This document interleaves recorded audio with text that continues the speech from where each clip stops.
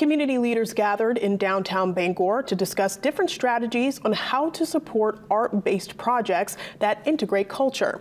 The Maine Arts Commission held an information session about the new Creative Communities Grant.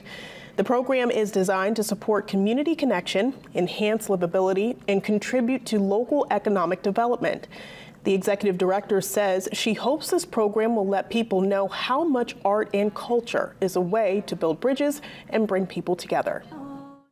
We believe that art can really help create healthy, creative, vibrant places to live, and we want to encourage that through grants and through other services and networking that we can offer.